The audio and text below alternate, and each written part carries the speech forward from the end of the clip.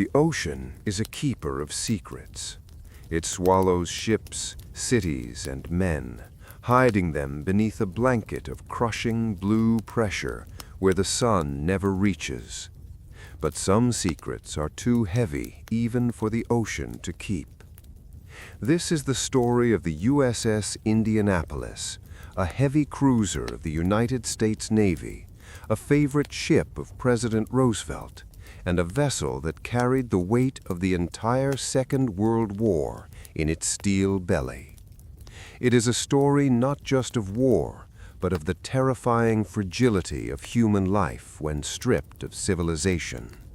It is a story of heroism, of administrative failure, and of a horror so primal that it haunts the nightmares of sailors to this day.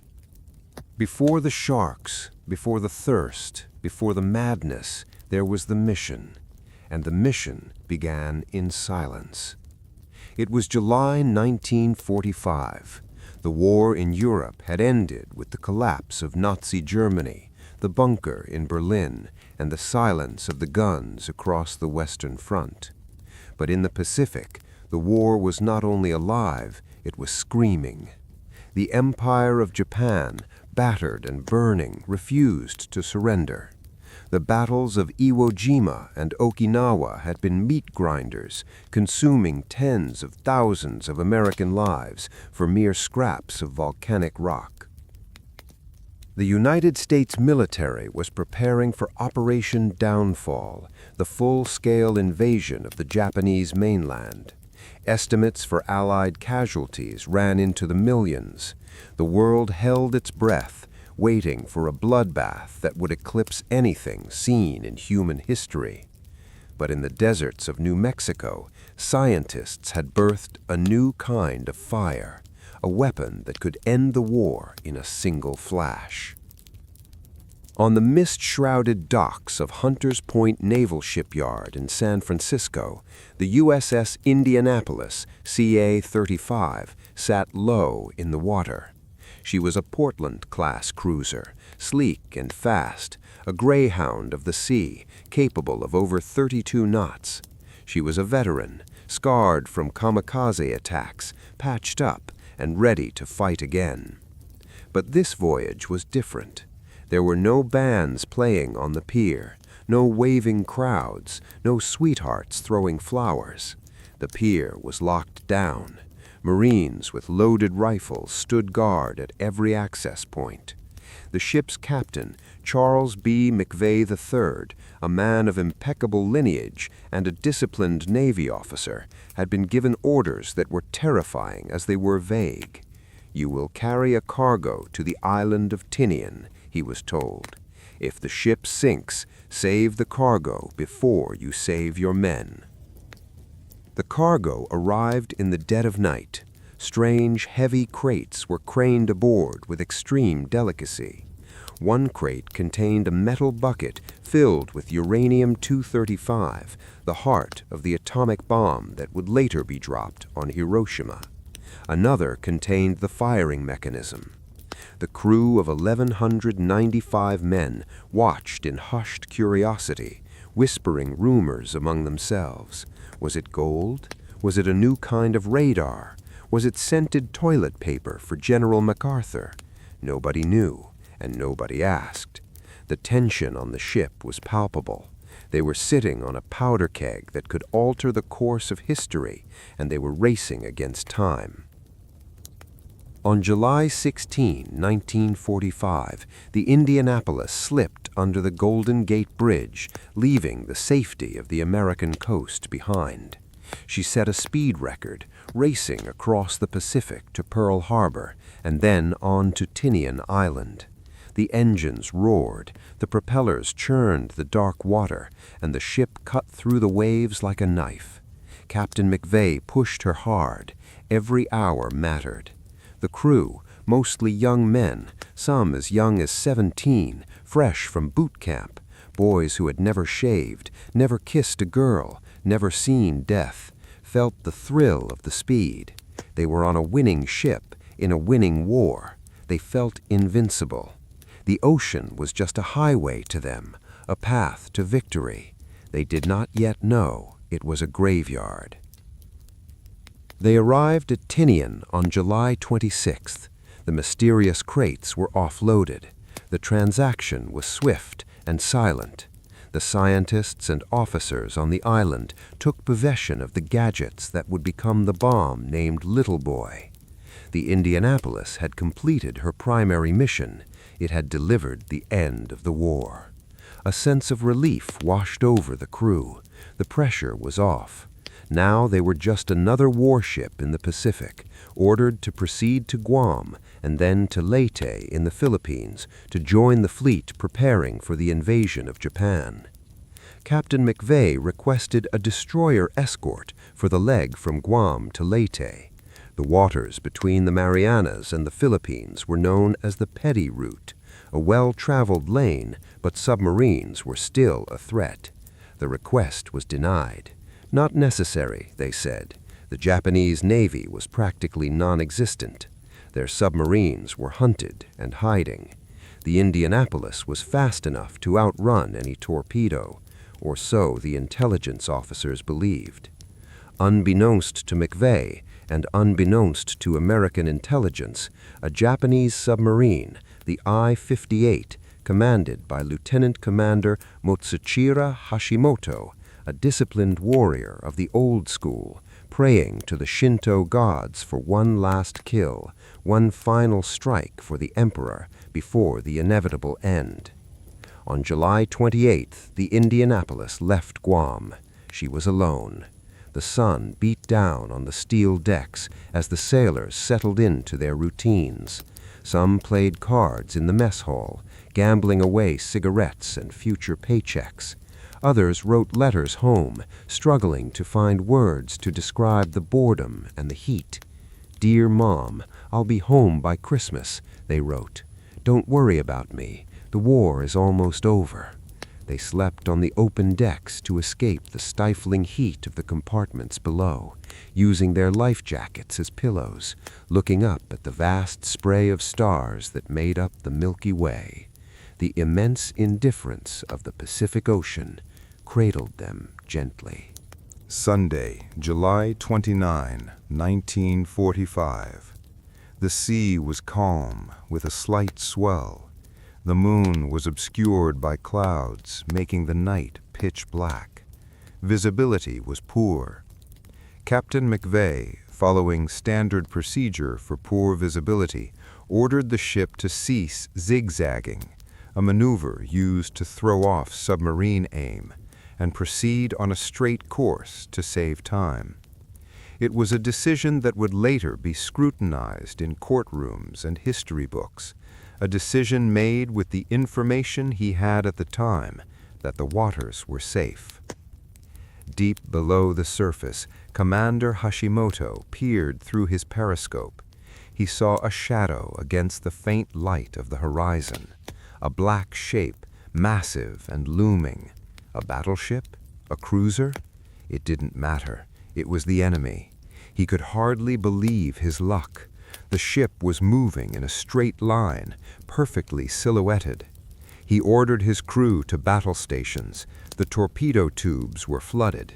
The Kaiten pilots, suicide torpedoes, begged to be launched, to die for their country, but Hashimoto refused. He would use the conventional Type 95 torpedoes. He calculated the speed, the distance, the angle. He waited. The Indianapolis steamed on, oblivious, her crew sleeping, dreaming of Kansas wheat fields, New York streets, and the girls they left behind. At 12:14 a.m. on July 30, Hashimoto gave the order. Fire. 2 torpedoes streaked through the black water, leaving a trail of bubbles that would be the last thing the Indianapolis would ever see. The first torpedo smashed into the starboard bow. The explosion was deafening. It blew 40 feet of the ship's nose completely off. The Indianapolis shuddered violently, throwing men from their bunks, snapping steel beams like twigs. Aviation fuel stored in the forward section ignited, sending a pillar of fire into the night sky. Before the crew could even comprehend what had happened, the second torpedo hit. This one was the death blow. It struck amidships, directly under the fuel bunkers and powder magazines. The explosion tore the ship apart. It destroyed the electrical generators, plunging the vessel into immediate darkness. The communication systems were severed. The pumps were useless. The Indianapolis had lost her power, her voice, and her heart. Chaos erupted. In the lower decks, men were incinerated instantly or trapped by twisted metal as the water rushed in. The sound of the ocean invading the ship was a roar, a terrifying gurgle that drowned out the screams. Those who survived the initial blast scrambled through smoke-filled corridors, choking on the fumes of burning paint and oil.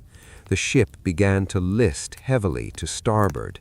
It wasn't sinking, it was capsizing. Captain McVay, thrown from his bed, made his way to the bridge. He was met with a scene from hell. The ship was dying. He gave the only order left to give: abandon ship. But there was no PA system to broadcast it. Word had to be passed by mouth, screamed from man to man over the roar of the fire and the groaning of the dying metal. Abandon ship, get to the water. 12 minutes. That was all it took. From the moment the first torpedo hit to the moment the stern rose vertically into the air and slipped beneath the waves, 12 minutes passed. 12 minutes to end a career. 12 minutes to doom nearly 900 men to the water. As the ship went down, it took 300 men with it, trapped in the engine room, the brig, the sick bay. But nearly 900 men made it off. They jumped from the railing, sliding down the hull, leaping into the oil-slicked black water. They surfaced, gasping for air, choking on the thick, black fuel oil that coated everything. They were alive. They had survived the torpedoes. They had survived the sinking. They bobbed in the water, clinging to crates, nets, and life rafts, watching the bubbles rise from where their home had been. The silence returned, broken only by the shouts of the wounded and the terrified. They were alone in the middle of the Pacific Ocean. No one knew they had sunk. No distress signal had been confirmed. And as the sun began to rise on the first day, they looked down into the deep blue water and saw the dark shapes rising to meet them. Dawn broke over the Pacific on July 30 like a bruise, purple and sullen, slowly bleeding into a harsh, unforgiving blue. For the 900 men bobbing in the swells, the sunrise brought the first terrifying clarity of their situation. The massive steel fortress that had been their world was gone. In its place was a debris field of oil-soaked crates, shattered wood, and the bodies of their shipmates who hadn't made it. But worse than the wreckage was the silence. The ocean was vast, stretching infinitely in every direction, indifferent to their suffering. They were a speck of misery in a universe of water. The men naturally began to drift into groups. It was a survival instinct, safety in numbers. The largest group, about 300 to 400 men, gathered around a few floater nets and life rafts. Others, the wounded and the burned, were placed in the center of the rafts, while the able-bodied men hung on to the sides, submerged up to their chests in the water. They were covered in thick, black fuel oil. It coated their eyes, clogged their noses, and burned their throats. While the oil made them retch, it also provided a strange mercy. It shielded their skin from the sun and, some believed, masked their scent from predators. But the oil was a double-edged sword.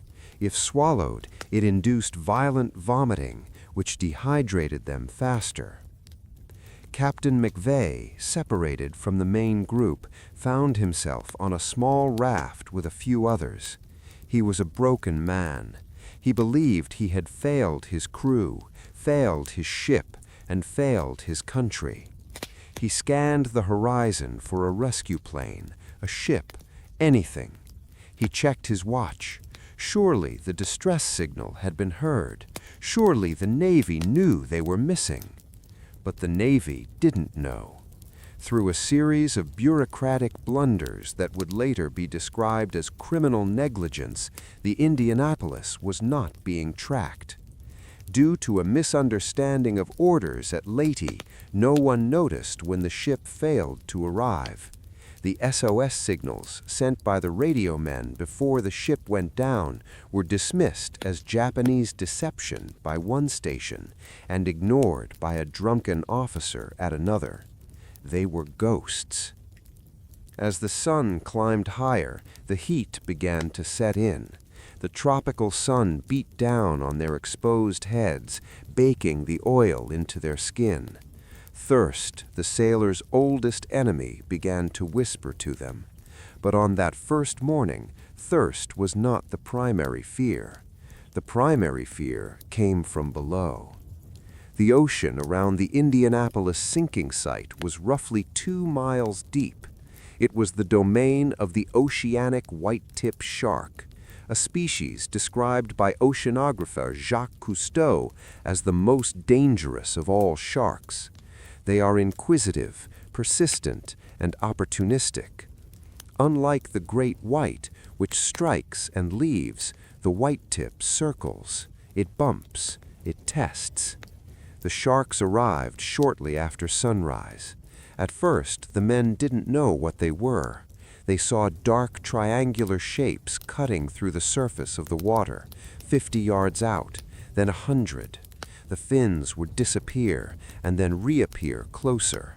The water was clear enough that looking down, the sailors could see the shapes gliding beneath their feet, gray shadows against the deep blue abyss.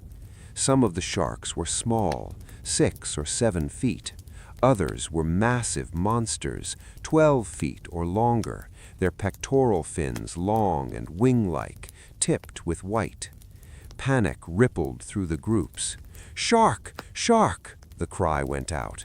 Men scrambled to climb onto the already overcrowded rafts, capsizing them, spilling the wounded back into the water. Officers shouted for order, trying to calm the terrifying frenzy. "Stay still," they commanded. "Don't splash. Splash attracts them." The men froze, treading water as gently as they could, their hearts hammering against their ribs like trapped birds. For the first few hours, the sharks were cautious. They were scavengers, attracted by the scent of blood and the noise of the sinking. They fed on the dead first. The bodies that floated away from the groups were the first to be taken. The men watched in horrified fascination as a body would suddenly be jerked under, the water churning white and then red, before settling back into a calm blue. It was a gruesome dinner bell, and it was ringing all around them. The men in the water developed a defense mechanism. They formed circles, facing outward, kicking their feet. If a shark came too close, they would yell, slap the water, or punch it in the nose. Miraculously, it seemed to work, at least initially. The sharks, startled by the aggression, would turn away. But they never left. They simply circled back, waiting for a weakness, waiting for a straggler. As the first day turned into the first night, the temperature dropped. The men, who had been boiling in the sun, now began to freeze. Their teeth chattered uncontrollably. The fear of the dark was primal. During the day, they could see the fins. At night, they could only hear.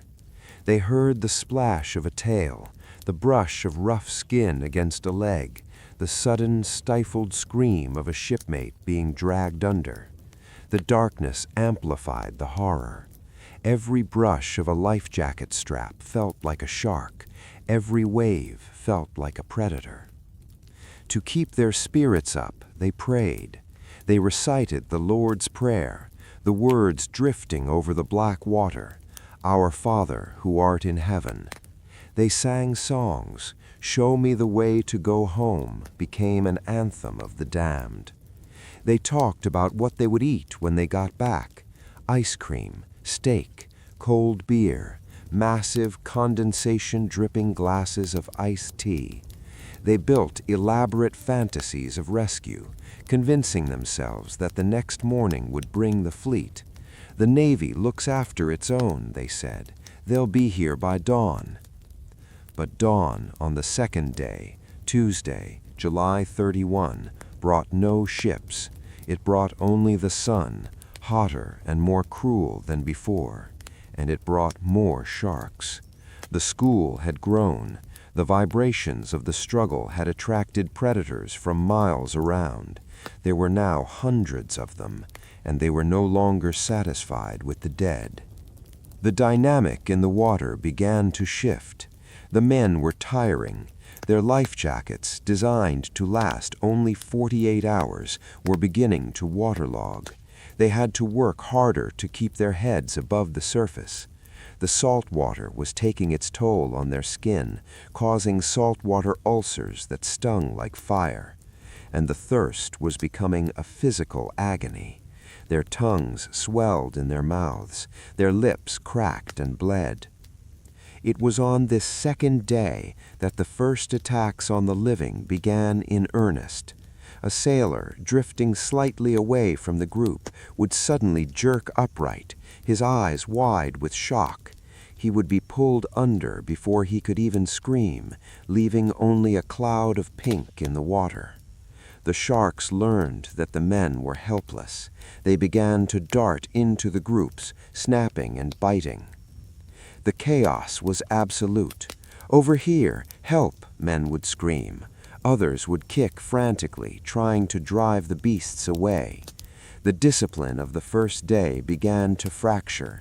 Fear made men selfish. They fought for the center of the circle, pushing their friends to the outer perimeter, the shark bait zone. Yet amidst the cowardice, there was incredible heroism. Men like Father Thomas Conway, the ship's chaplain, swam from group to group, ignoring the fins cutting the water around him. He held the hands of the dying, offered last rites to the doomed, and kept the men praying when they wanted to curse God.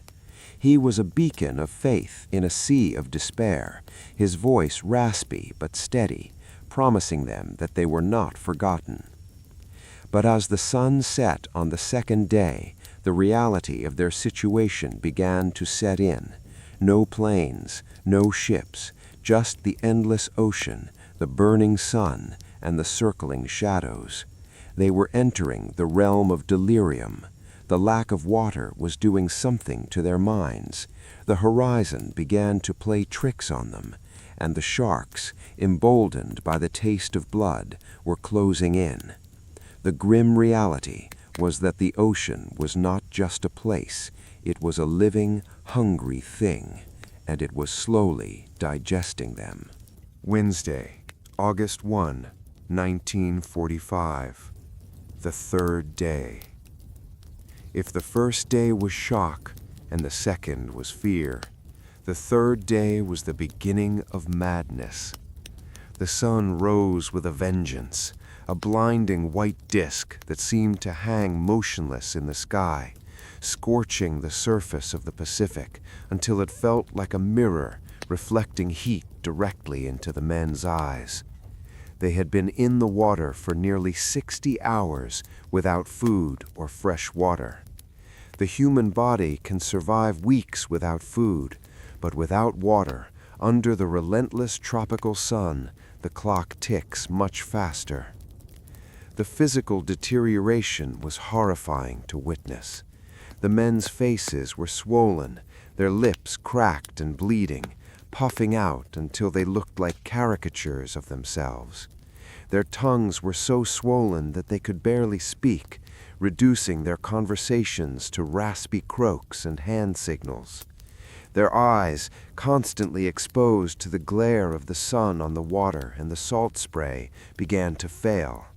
Photophobia, extreme sensitivity to light, set in.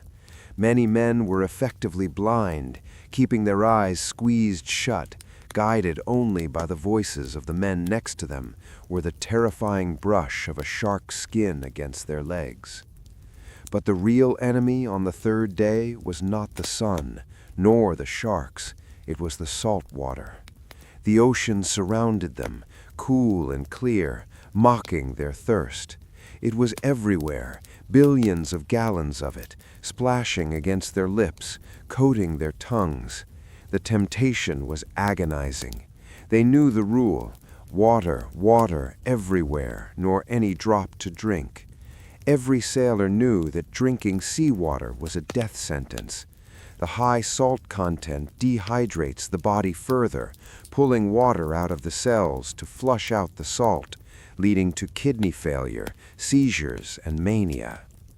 Despite the warnings, despite the officers screaming at them to stop, men began to drink. It started with a sip, a desperate attempt to wet a parched throat. Then the relief, however temporary, was so overwhelming that they took another gulp and another. Within an hour, the delirium set in. The salt attacked their brains. Men who had been calm and disciplined suddenly began to thrash violently. They ripped off their life jackets, claiming they were too hot. They started babbling incoherently about food, about home, about things that weren't there. Then came the mass hallucinations. It is a phenomenon known to those who survive extreme survival situations, a shared delusion. One man would point a shaking finger at the horizon and whisper, "I see an island. Look, there are coconut trees." Another man would look, and in his desperate state, his brain would paint the island into existence. "I see it too," he would cry. "Let's swim to it." A group of 10 or 20 men would detach themselves from the main cluster and swim away, paddling feebly toward a mirage that receded as they approached. They swam until their strength gave out, and then they slipped beneath the surface, where the sharks took them. The most tragic hallucinations were about the ship itself. Some men became convinced that the Indianapolis hadn't actually sunk. "She's just below the surface," a sailor would insist, his eyes wide and glassy. "I can see the scuttlebutt." Water fountain. "It's flowing with cold water. I'm just going down to get a drink." He would take a deep breath, dive down into the abyss, and never come back up. Others believed the ship was waiting for them just a few miles away, serving ice cream and cold milk in the galley. They would ask permission to leave the group, politely excusing themselves as if leaving a dinner party, and swim off to their deaths. The officers, including Captain McVay and the ship's doctor, Lewis Haynes, tried desperately to maintain order. Dr. Haynes, floating in a life vest that was slowly losing its buoyancy, spent the day moving from man to man. He checked their eyes, slapped their faces gently to keep them awake, and held the heads of the dying above the water until the end came. When a man died, Haynes would remove his life jacket to give to someone else, then recite a short prayer and release the body. The body would sink slowly, turning in the current until the sharks darted in. The water around the groups was a constant soup of blood and oil. The sharks, sensing the chaos, became bolder. The frenzies began. On the first 2 days they had picked off stragglers. On the third day they attacked the main groups. They would charge into the center of the clusters, thrashing and biting. The water would explode into a frothing mix of white foam and red blood. Men screamed, beating the water with their fists, kicking with legs that were covered in ulcers. But there was nowhere to go. They were trapped in a two-dimensional world. They could move left or right, but they couldn't go up, and down was death. By the afternoon of Wednesday, the group was shrinking rapidly. The psychological toll was breaking even the strongest men. Friend turned against friend. Paranoia set in. Some men, driven mad by the salt water, believed the men around them were Japanese spies or saboteurs. Fights broke out. Knives were drawn. In their delirium, men tried to kill the very people who were keeping them alive, convinced they were enemies. The ocean had stripped away their humanity, layer by layer, until only the raw animal remained. As night fell on the third day, the temperature dropped again. The shivering returned, shaking their bodies so violently it felt like their bones would snap. The moon was hidden, and the darkness was absolute. But in the quiet moments between the screams of the nightmares and the splashes of the predators, a new sound emerged.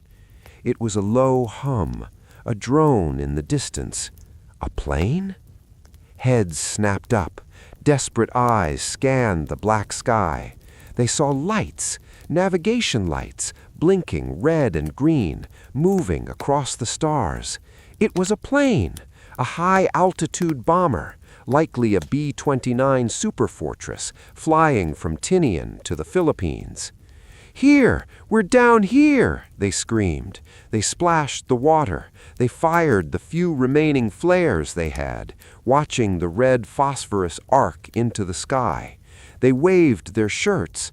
"Look down! For God's sakes, look down!"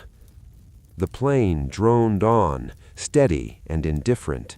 It was too high.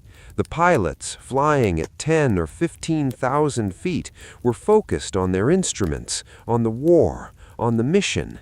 They weren't looking for debris in the middle of nowhere. The lights of the plane slowly faded into the distance, the hum of the engines swallowed by the sound of the waves.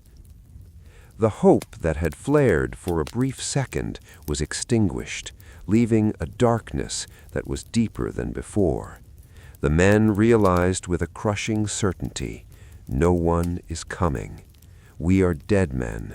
We are just waiting for the end. The silence of the third night was heavy with the weight of hundreds of souls giving up. Thursday, August 2, 1945. The fourth day. The sun rose on a scene of utter devastation. The groups of survivors had thinned dramatically. Of the nearly 900 men who had gone into the water, hundreds were now dead, their bodies drifting away or pulled under by the relentless predators. The sharks, gorged and emboldened, were no longer waiting for the stragglers. They were swimming through the center of the huddled masses, their rough skin scraping against the ulcerated flesh of the living, testing, tasting. The men who remained were no longer recognizable as the young, healthy sailors who had left San Francisco. Their skin was burned black and peeling in sheets. Their lips were swollen stumps. Their eyes were fused shut with salt and pus. Many were trapped in a collective hallucination so vivid it became their reality. They spoke of a secret island just below the waves where the ship was docked, serving cold buttermilk and tomato juice. "I'm going down to get a glass," a boy would rasp, and then he would simply let go of the life net and sink, a look of peace on his ruined face as the water filled his lungs. They weren't drowning. In their minds, they were going home. Captain McVay, drifting alone on his raft, was holding on to a shred of sanity. He knew the end was near. Another day, perhaps two, and there would be no one left to rescue. The ocean would have claimed them all, and the USS Indianapolis would simply vanish from history, a ghost ship with a ghost crew.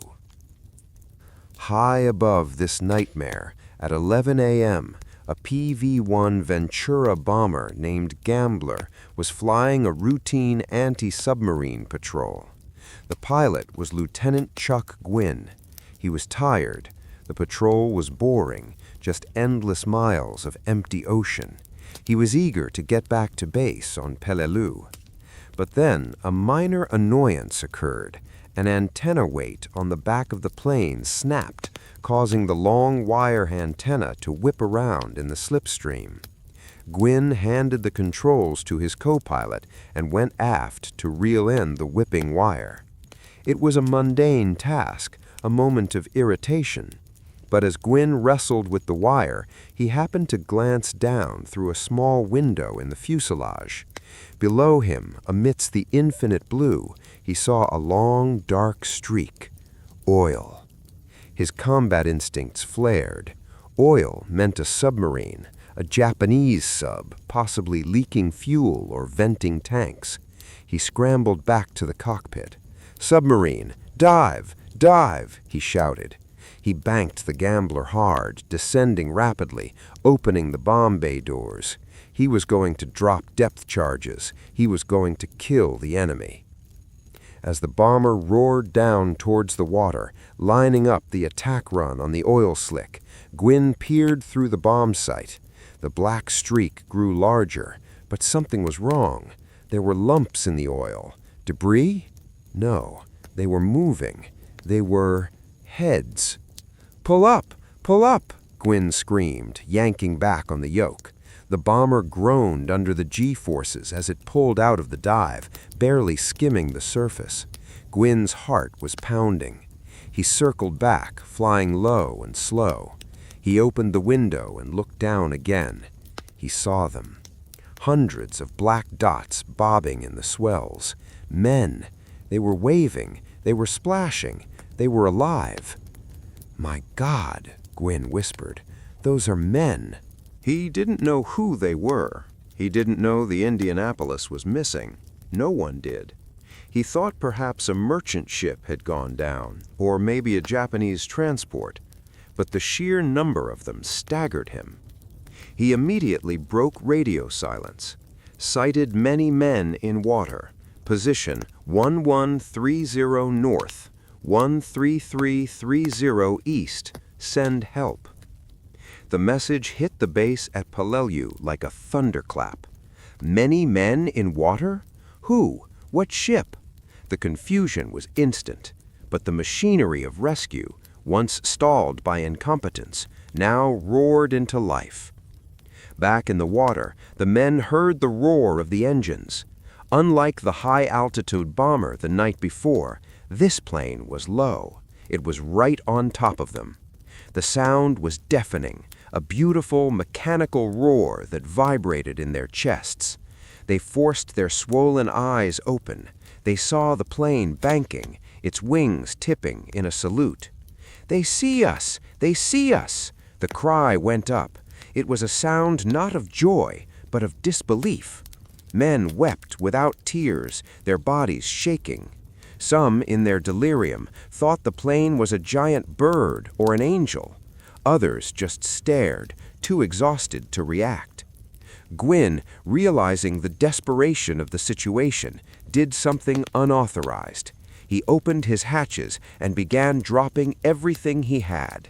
Life rafts, smoke markers, canteens of water, radios, even his own crew's lunchboxes. He watched as the men below scrambled for the supplies. He saw the sharks, too. From the air, the dark shapes were clearly visible, circling the groups like wolves around a flock of sheep. Gwynn was horrified. He could see the sharks attacking, even as the men tried to reach the rafts.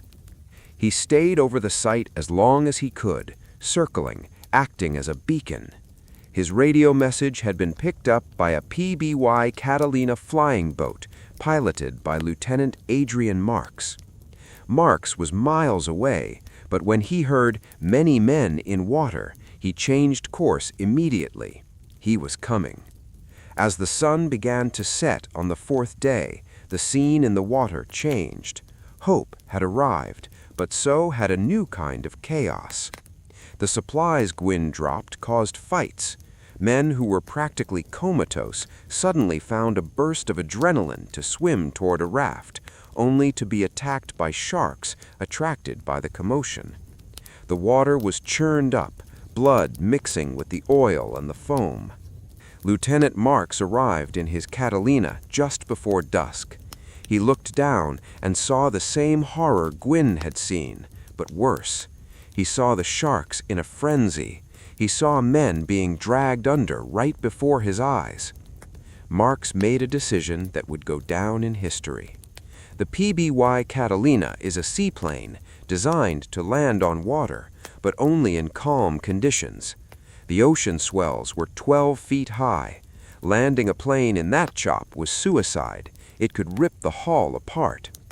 Standing orders strictly forbade open ocean landings for rescue unless the sea was glass. Marks looked at his crew. He looked at the water. He saw a sailor, a young kid, get taken by a shark. "I'm going in," Marks said. He wasn't just going to drop supplies. He was going to land. He was going to turn his fragile aircraft into a lifeboat. He lined up against the swells, killed his speed, and dropped the heavy plane into the troughs of the waves. The hull slammed against the water with a bone-jarring crash. Rivets popped, seams groaned, water sprayed over the cockpit, but the plane held together. Marks taxied the plane toward the swimmers. "Get on!" he shouted over the roar of the engines. "Get on the wings! Get inside! Anywhere!" The survivors, seeing this massive machine floating next to them like an ark, summoned their last ounces of strength. They swam to the plane. They clawed at the fuselage. Marks's crew pulled them in, one by one. They filled the cabin until there was no room to move. Then they filled the wings. Men lay on top of the wings, holding on to struts, shivering, covered in oil, bleeding, but safe. Safe from the water, safe from the teeth below. As night fell on Thursday, the Indianapolis survivors were no longer just drifting meat. They had a guardian angel made of aluminum and canvas floating in their midst. But the rescue was far from over. The darkness was returning, and for those still in the water, the night would be the longest of their lives. The night of Thursday, August 2nd, was a surreal purgatory. Lieutenant Adrian Marks, PBY Catalina, bobbed heavily in the 12-foot swells, overloaded and groaning under the weight of 56 survivors. It was no longer an aircraft. It was a fragile aluminum shell standing between life and the abyss. Men were draped over the wings like wet laundry, lashed to the struts with parachute cord to keep them from sliding off into the shark-infested blackness. The fuselage was packed so tight that the crew inside could barely breathe, the air thick with the smell of oil, blood, and gangrenous flesh. Outside, in the water, hundreds of men still waited. They watched the plane with a mixture of envy and relief. They knew help was there, but they also knew the plane was full. They had to survive one more night, and the sharks knew it too. The predators, agitated by the noise of the landing and the thrashing of the rescue, were more aggressive than ever. Throughout the night, piercing screams would erupt from the darkness as a man, his strength finally failing, was pulled under just yards from safety. Marks and his crew did everything they could. They used the plane's searchlight to scan the water, shouting encouragement. "Hang on," they yelled into the wind. "The ships are coming, just hang on." But words were poor sustenance for men who had been drinking salt water and hallucinating for 4 days. The delirium on the wings was terrifying. Men tried to untie themselves, convinced the plane was sinking or that they needed to swim to the nearest bar for a drink. The crew had to physically restrain them, wrestling with slippery, oil-coated limbs, pleading with them to stay put. Then, just before midnight, a light appeared on the horizon. It wasn't a star. It wasn't a hallucination. It was a powerful searchlight beam, cutting through the dark like a solid bar of white fire. It was the USS Cecil J. Doyle, a destroyer escort that had raced at top speed to the scene after hearing the distress calls. The captain of the Doyle, W. Graham Claytor, Jr., had made a decision that violated every wartime protocol for a ship in submarine waters. He turned his massive searchlight on and pointed it straight up into the clouds. It was a beacon, a beam of God, as the survivors would later call it, visible for miles. It told the Japanese submarines exactly where he was, but Claytor didn't care. He was there to save lives.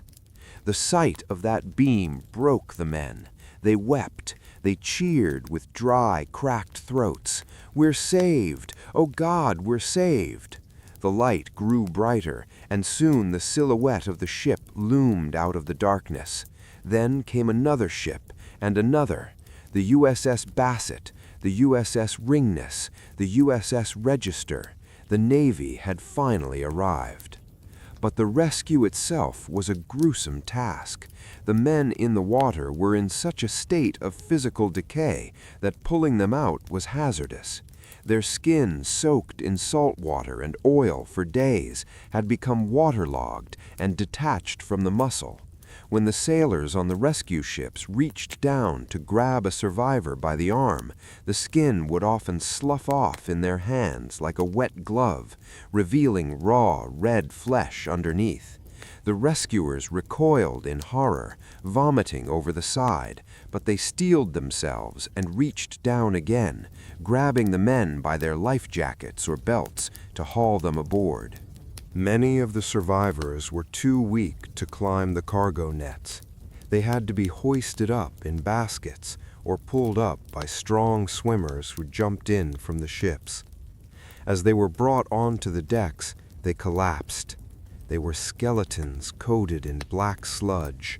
Their eyes were sunken, their lips were split wide open, and their bodies were covered in ulcers where the salt had eaten away at them. The scenes on the decks of the rescue ships were chaotic and heartbreaking. The ship's doctors and corpsmen set up triage stations. They had never seen anything like this. Men were screaming for water, but they couldn't be given large amounts or they would die of shock. They were given teaspoons of water, wetting their cracked lips with wet gauze. Some men, still deep in hallucination, fought the doctors, thinking they were Japanese torturers. One survivor, upon being laid on a stretcher, looked up at the stars and asked, "Is the ship sinking? Did the Japs get us?" The corpsman, tears streaming down his face into his mask, whispered back, "No, son, you're safe. You're on an American ship. You're going home." By Friday morning, August 3rd, the ocean was empty. The ships circled the area for hours, searching for any last signs of life. They found bodies, hundreds of them, bobbing in their life jackets, some intact, others mauled by sharks beyond recognition. They retrieved the dog tags of the dead when they could, identifying them before committing them back to the deep. The final count was devastating. Of the 1,196 men who had sailed on the USS Indianapolis, only 316 were pulled from the water alive. 2 of those would die shortly after rescue. That meant 879 men were gone. It was the single greatest loss of life at sea in the history of the U.S. Navy. Captain McVay was one of the last to be rescued. When he was pulled aboard the USS Ringness, he refused medical attention until his men were cared for. He stood on the deck, wrapped in a blanket, shivering not from cold, but from a profound, crushing guilt. He looked out at the empty ocean, the graveyard of his command. He asked the captain of the Ringness a single question. "Why didn't you come sooner? We sent the SOS." The answer he received, that no one knew they were missing, hit him harder than any torpedo. The survivors were taken to hospitals on Peleliu and Guam. There, the slow, painful process of physical recovery began. The oil had to be scrubbed from their bodies with kerosene and soap, a process that was agonizing on their raw skin. They were treated for severe dehydration, exposure, salt poisoning, and shark bites. But the physical wounds were the easy part. The mental wounds were festering. In the hospital wards at night, the silence was broken by the screams of 300 men reliving the same nightmare. They dreamt of fins. They dreamt of thirst. They dreamt of their friends pushing them away to save themselves. The nurses, overwhelmed, moved from bed to bed, holding hands, wiping brows, trying to soothe souls that had seen the face of hell. News of the disaster was withheld from the American public for 2 weeks. The war was ending. The atomic bomb, the very cargo the Indianapolis had delivered, was dropped on Hiroshima on August 6th, and then on Nagasaki on August 9th. Japan surrendered on August 15th. The world erupted in celebration. Victory in the Pacific. The war is over. It was amidst this euphoria that the Navy quietly released the news of the sinking of the Indianapolis. It appeared in the newspapers on the same day as the victory announcements, buried in the back pages or overshadowed by the mushroom clouds. The Navy, embarrassed by its colossal failure to track the ship, needed a scapegoat. They couldn't admit that a series of bureaucratic errors had killed 800 men. They couldn't admit that the ship was sent into harm's way without an escort. They needed someone to blame, and they found him in the man who survived against all odds, Captain Charles B. McVay III. As the survivors began their journey back to the United States, confused and grieving, a storm was brewing in Washington. It wasn't a storm of nature, but of politics. The Navy was preparing to do something it had never done before, court-martial a captain for losing his ship in combat. The stage was set for a legal battle that would be as vicious and unforgiving as the sharks in the water. The war was over. On August 14, 1945, President Harry S. Truman announced the unconditional surrender of Japan. In Times Square, a sailor kissed a nurse in a photograph that would become iconic. Confetti rained down on the streets of New York, Chicago, and San Francisco. The nightmare of the Second World War had ended. But for the 316 survivors of the USS Indianapolis, the nightmare had simply changed shape. While the nation drank champagne and danced in the streets, the men of the Indianapolis lay in hospital beds on Guam, their bodies still bandaged, their minds still trapped in the shark-infested waters. They heard the cheers on the radio. They saw the newsreels of the celebrations, but they felt hollow. They were the men who had delivered the bomb that ended the war, yet their ship was at the bottom of the ocean, and their friends were gone. They were ghosts at the banquet of victory. The Navy, meanwhile, was in panic mode. The sinking of the Indianapolis was a public relations disaster waiting to happen. How could the flagship of the Fifth Fleet, carrying components of the atomic bomb, be sunk by a Japanese submarine 2 weeks before the war ended without anyone noticing it was missing for 4 days? The families of the 880 dead men were starting to ask questions. telegrams were arriving at homes across America. The Secretary of the Navy regrets to inform you. But the telegrams didn't explain why it took 4 days to find them. They didn't explain why there was no escort. They didn't explain the incompetence. To deflect the rising tide of anger, the Navy needed a target. They needed someone to blame who wasn't an admiral sitting in a comfortable office in Washington. They found their target in Captain Charles B. McVay III. In an unprecedented move, the Navy announced that Captain McVay would face a court-martial. He was charged with 2 counts, hazarding his ship by failing to zigzag and failure to issue a timely order to abandon ship. It was a shock to the naval community. Losing a ship in war was a tragedy, not a crime. Hundreds of captains had lost ships during the war, to mines, to kamikazes, to torpedoes. None had been court-martialed. But McVay was different. He was the distraction the Navy desperately needed.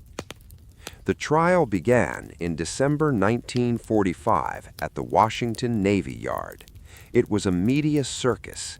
The courtroom was packed with reporters, grieving families, and high-ranking officers. McVay sat at the defense table, looking pale and gaunt. He had aged 20 years in a few months. He was a third-generation Navy man, a man who loved the service more than anything, and now the service was trying to destroy him. The prosecution's argument was simple. McVay was negligent. He didn't zigzag. If he had zigzagged, they argued, the torpedoes would have missed. They painted him as a reckless commander who ignored safety protocols. They brought in experts to testify about submarine warfare, but the defense had a powerful counterargument. Visibility was poor that night, and standard orders gave the captain discretion to cease zigzagging in low visibility. Furthermore, zigzagging was a tactic of questionable value against modern torpedoes. Then, the Navy did something that stunned the courtroom and the American public. In a desperate bid to secure a conviction, they brought in a surprise witness, a witness for the prosecution. The doors of the courtroom opened, and in walked a short, solemn Japanese man in a civilian suit. A ripple of shock went through the room. It was Mochitsura Hashimoto, the commander of the submarine I-58, the man who had sunk the Indianapolis, the man who had killed their sons and husbands. The American public was outraged. The war had just ended. Japan was the enemy. To bring an enemy officer to testify against an American captain in an American court was seen as a betrayal of the highest order. The press dubbed it a spectacle, but the Navy was relentless. They put Hashimoto on the stand and asked him, through a translator, if zigzagging would have saved the Indianapolis. Hashimoto, a professional soldier, answered honestly. He looked at McVay, then at the judges. "No," he said, "it would not have mattered. I had the position. I had the range. I would have hit him anyway." The courtroom went silent. The prosecution's star witness had just destroyed their main argument. If zigzagging wouldn't have made a difference, then McVay's failure to do so was irrelevant. It wasn't negligence, it was just the brutal reality of war. But the fix was in. The judges, hand-picked by the admirals who wanted to cover up their own mistakes, ignored Hashimoto's testimony. They ignored the fact that the Navy had failed to warn McVay about submarines in the area. They ignored the fact that the SOS signals were disregarded. They needed a guilty verdict. On December 19, 1945, Charles B. McVay III was found guilty of hazarding his ship by failing to zigzag. He was acquitted on the second count of failing to abandon ship, thanks to the testimony of his crew, who swore he did everything he could. But the damage was done. His career was over. His honor was stripped away. He was sentenced to lose numbers in his temporary rank, effectively stalling his career forever. The verdict crushed the survivors. To them, McVay was a hero. He was the man who had suffered with them in the water, who had held them together, who had refused rescue until his men were safe. They wrote letters to the Navy. They signed petitions. It wasn't his fault, they wrote. The Navy failed us, not the captain. But the Navy didn't listen. They had their scapegoat. The file was closed. The Indianapolis tragedy was officially resolved. McVay retired from the Navy in 1949 as a Rear Admiral, a tombstone promotion given upon retirement.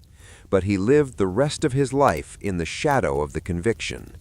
He received hate mail from the families of the dead crewmen for decades. "You killed my son," the letters would say.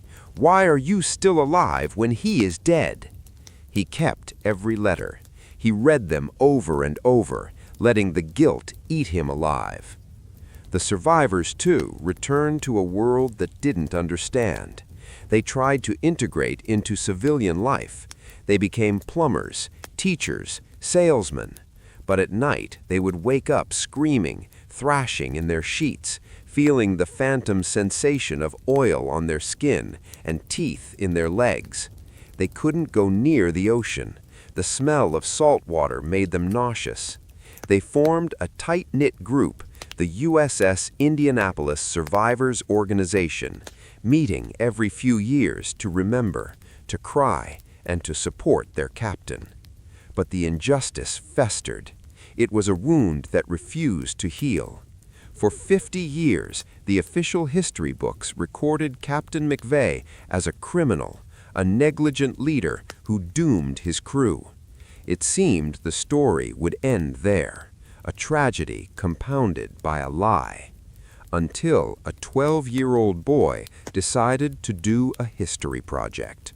The years turned into decades. The 1940s gave way to the optimism of the 50s and the turbulence of the 60s. The world rebuilt itself. Japan became an ally. The Cold War froze the geopolitical map. But for the men of the Indianapolis, time was a flat circle, always looping back to those 5 days in the water.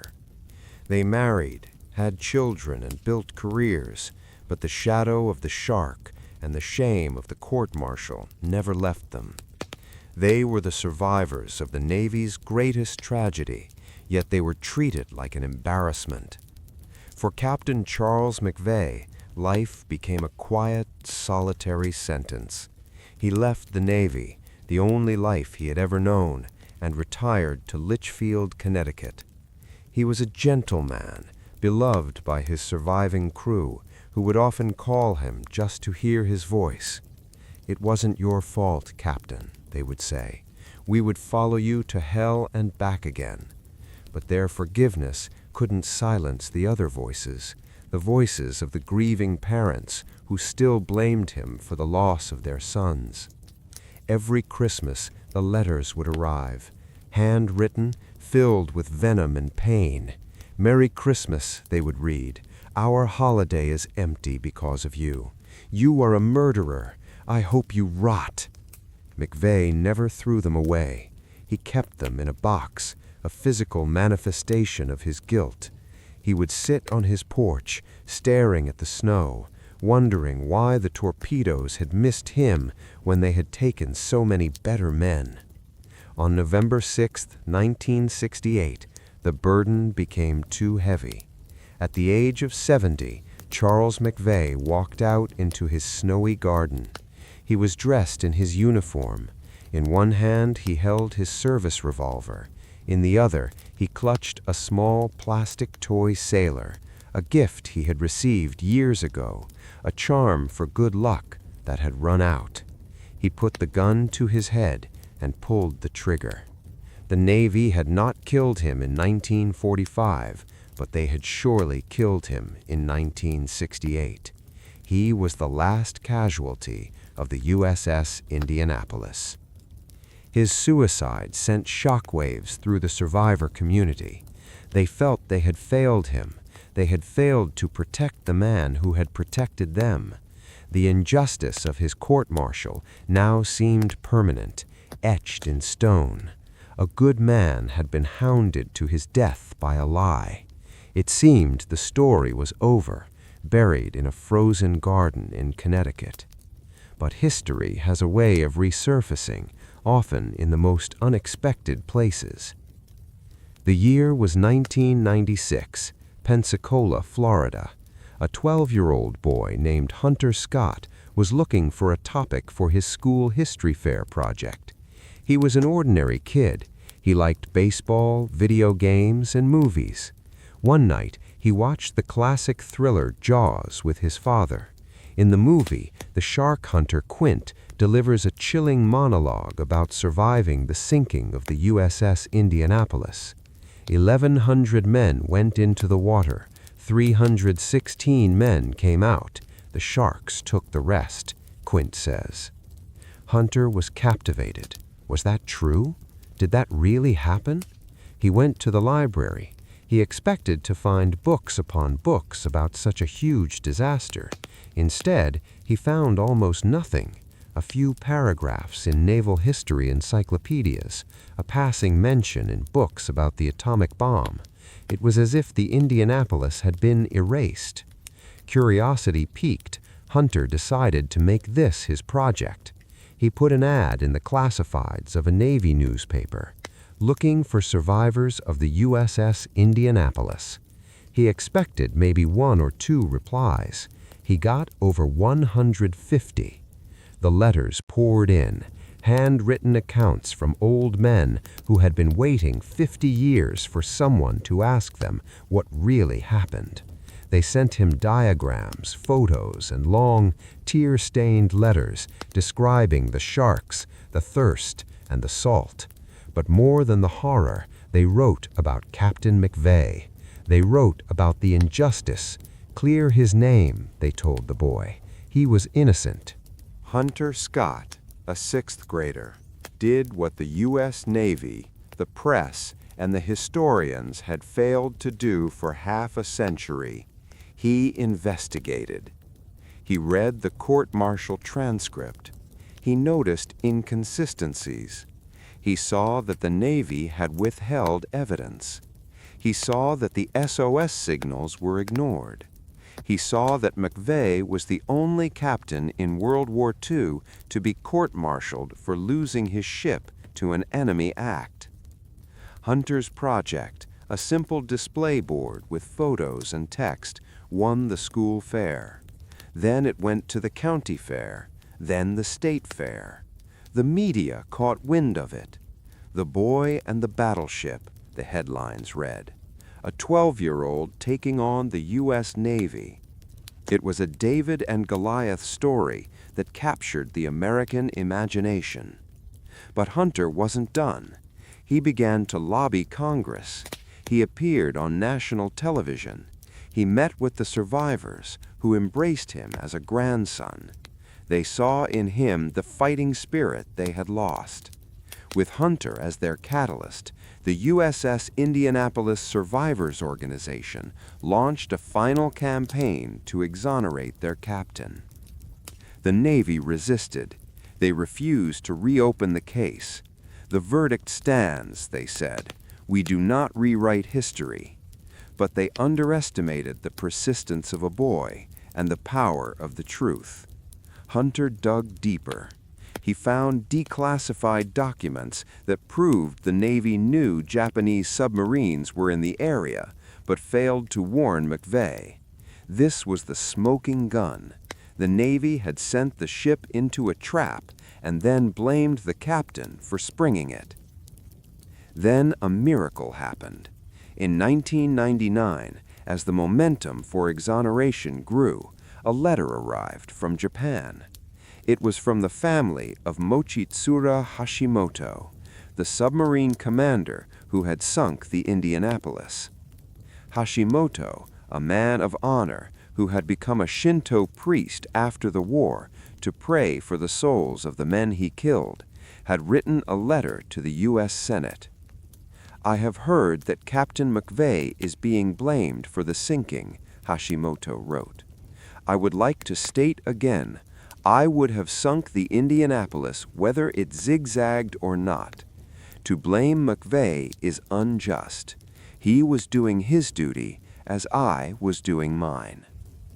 The testimony of the enemy, once used to condemn McVay, was now the key to his salvation. The combined weight of the survivors, the declassified documents, the Japanese commander's letter, and the relentless pressure from a teenager was finally too much for Washington to ignore. In October 2000, 55 years after the ship went down and 32 years after McVay pulled the trigger, the United States Congress passed a resolution exonerating Captain Charles B. McVay III. It was signed by President Bill Clinton. The resolution stated that McVay was not culpable for the loss of the USS Indianapolis. It was not a full pardon. You can't pardon someone who wasn't guilty, but it was an official clearing of his record. The stain was removed. When the news broke, the remaining survivors wept. They gathered at their reunions, not as criminals or victims, but as men who had finally completed their mission. They had saved their captain.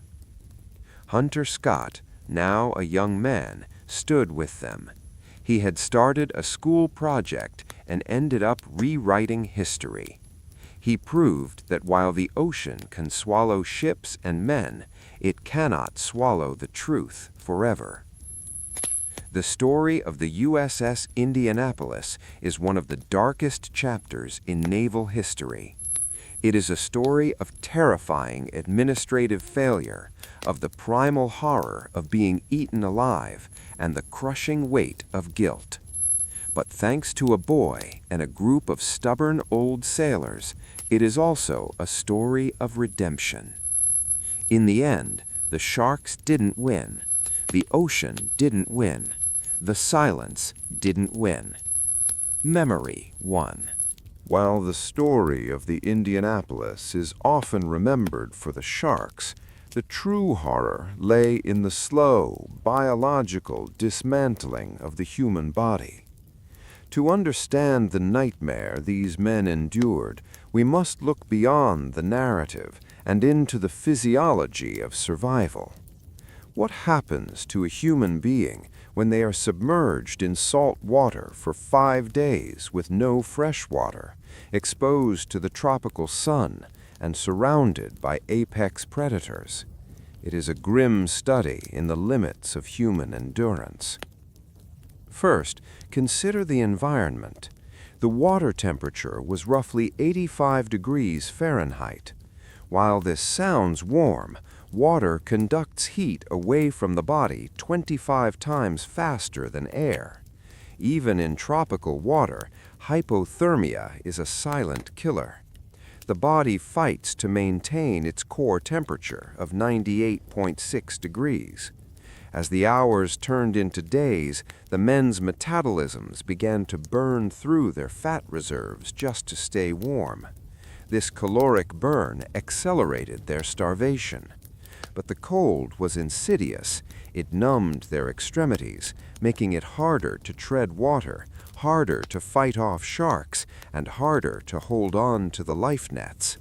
By the third night, many men simply slipped away because their muscles, chilled and exhausted, could no longer obey the commands of their brains. Then there was the sun. The phototoxicity of the sun on the open ocean is extreme. The UV rays hit the men from above and reflected off the water from below, effectively cooking them in a solar oven. Their skin blistered and peeled, leaving raw, weeping wounds that were then subjected to the stinging salt water. This created a cycle of agony. The sun burned the skin, the salt ate into the burns, and the pain kept them awake, denying them the restorative power of sleep. Sleep deprivation, combined with dehydration, is a potent recipe for psychosis. But the most critical factor was water. The human body is roughly 60% water. Every cell relies on it. In the intense heat, the men were sweating profusely, losing liters of water a day. As the body dehydrates, the blood thickens. The heart has to work harder to pump this sludge through the veins. The brain, deprived of oxygen and fluid, begins to malfunction. This is where the hallucinations began. The sodium levels in their blood spiked, a condition called hypernatremia. When the men, driven mad by thirst, drank the seawater, they accelerated their own demise. Seawater is approximately 3.5% salt, while human blood is about 0.9%. To flush out the excess salt, the kidneys must use more water than is ingested. It is a net loss. The cells in the brain begin to shrink as water is sucked out of them to balance the salt in the blood. This shrinkage pulls on the blood vessels inside the skull, tearing them, causing intracranial bleeding. This explains the violent outbursts, the paranoia, and the mass delusions. Men didn't just see islands. Their brains were literally tearing apart inside their skulls. And then, the sharks. The oceanic white-tip, Carcharodon longimanus, is a pelagic shark, meaning it lives in the open ocean. Unlike coastal sharks that have abundant food sources, open ocean sharks are opportunistic scavengers. They are evolved to investigate anything that floats, because in the desert of the blue water, a floating object usually means food. They are incredibly persistent. Survivors described the shark's behavior with chilling accuracy. They didn't attack like the great white in Jaws, coming from the deep with a massive breach. They were slow, deliberate, and calculating. They would bump the men. This bumping was a sensory test. Sharks have lateral lines along their bodies that detect vibration and pressure changes. By bumping a sailor, the shark was testing, is this alive? Is it a threat? Is it food? The presence of the oil slick may have initially confused the shark's sensory organs, masking the scent of blood. But once the blood from the wounded and the dying began to disperse in the water, it triggered a feeding frenzy. A feeding frenzy is a competitive behavior. When one shark strikes, it releases chemical signals and vibrations that incite other sharks to attack. It becomes a chaotic scramble for food. The men in the water were not just fighting individual predators, they were fighting a biological chain reaction. One survivor, Woody James, later recounted the psychological torture of the attacks. You would hear a scream, he said, and you would look over and see a guy go under. Then his life jacket would pop back up. Just the jacket. The man was gone. The randomness of the attacks was arguably worse than the violence. The sharks would swim past 10 men to take the 11th. There was no logic, no pattern. This unpredictability shattered the men's resolve. They were living in a roulette wheel where the ball was a set of serrated teeth. The interaction between the men and the sharks also evolved. At first, the men were passive, but as survival instincts took over, they fought back. They learned that the eyes and the gills were vulnerable points. One sailor, seeing a shark coming for him, jammed his thumb into the shark's eye. The beast thrashed and swam away. Another group of men managed to capture a small shark that was harassing them, killed it with a knife, and drank its blood for fluid. It was a primal reversal of the food chain. the prey eating the predator to survive. This biological battleground extended to the microscopic level as well. The water was teeming with plankton and bacteria. The open wounds of the men became breeding grounds for infection. By the time they were rescued, many had developed severe ulcers and gangrene. The salt water, while painful, actually acted as a mild antiseptic, likely saving many from fatal sepsis during the ordeal, but the damage to the tissue was catastrophic. The Indianapolis disaster is a case study in human fragility and resilience. It showed that the human body can endure punishment far beyond what seems possible. But it also showed how quickly the veneer of civilization is stripped away when the basic biological needs, water, shelter, safety, are removed.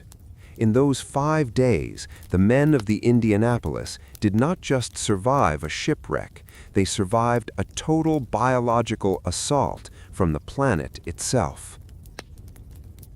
As we look back on this event, it is crucial to understand that the monsters were not just the sharks. The monsters were the sun, the salt, the thirst, and the silence. The sharks were merely the executioners in a much larger, more complex death sentence written by the elements. For 72 years, the USS Indianapolis lay in the absolute darkness of the Philippine Sea. While the survivors aged, fought their battles for exoneration, and eventually passed away one by one, their ship remained hidden in one of the most inaccessible places on Earth. The ocean floor is the planet's final frontier, a place of crushing pressure and eternal night, where history is preserved in a cold, silent vacuum. Many had tried to find her. National Geographic had launched expeditions. The Navy had scanned the charts. But the Indianapolis had sunk in the indifferent deep, a part of the ocean where the bottom drops away into the Mariana Trench. The depth was estimated at over 18,000 feet, 5,500 meters.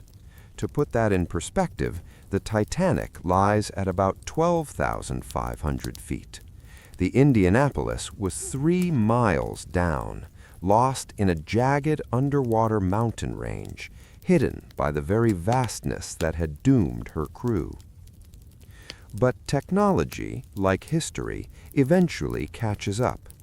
In 2017, a new kind of explorer took up the challenge. Paul Allen, the co-founder of Microsoft and a philanthropist with a deep passion for naval history, assembled a team aboard his research vessel, the RV Petrel. This was not a treasure hunt.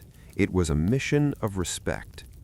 The Petrel was equipped with state-of-the-art autonomous underwater vehicles, AUVs, robots capable of descending into the abyss and scanning the ocean floor with high-resolution sonar. The search was difficult. The specific coordinates of the sinking had always been a matter of debate because the ship was moving fast and the navigation logs went down with her. But a naval historian named Richard Hulver had recently discovered a blog post by the son of a landing craft captain who recalled passing the Indianapolis shortly before the disaster. This new clue narrowed the search area significantly. On August 19, 2017, the Petrel's drone glided silently over the silt of the ocean floor. On the screens in the control room, miles above, the team watched the feed. Suddenly, shapes began to emerge from the gloom.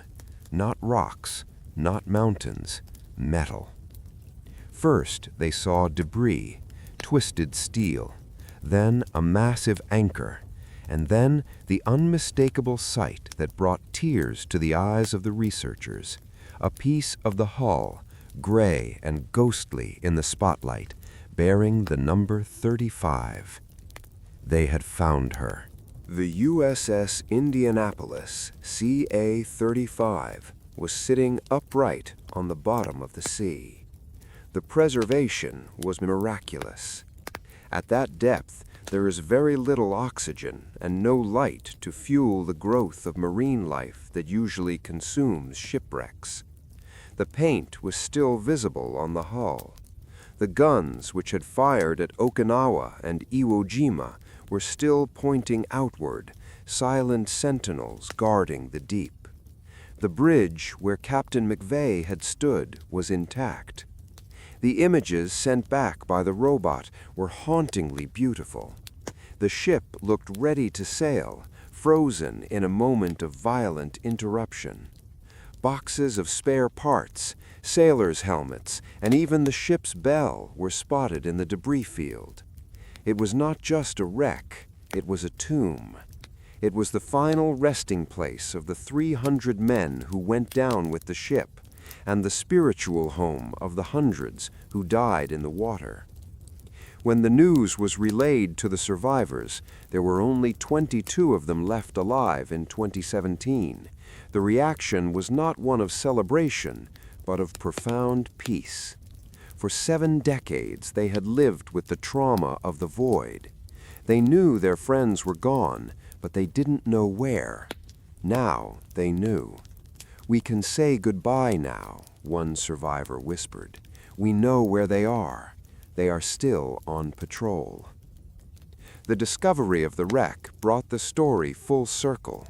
It bridged the gap between the horrific reality of 1945 and the technological present. It allowed the world to see the scale of the sacrifice.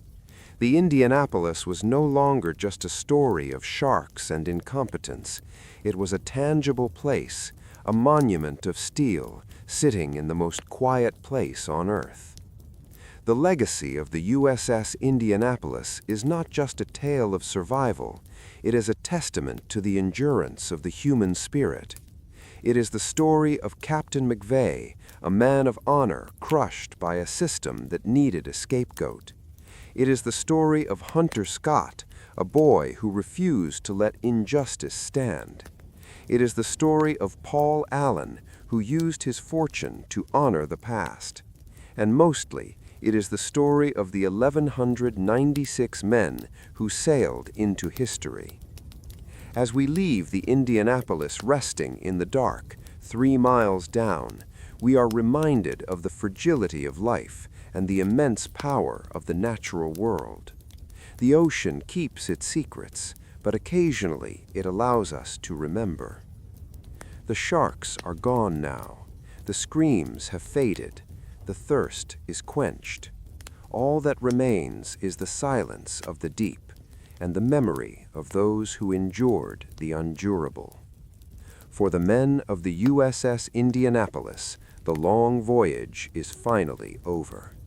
They are at peace, and in the quiet of history, their story remains a beacon, shining as brightly as the flare that finally brought their rescue in the dark Pacific night. Sleep well, sailors.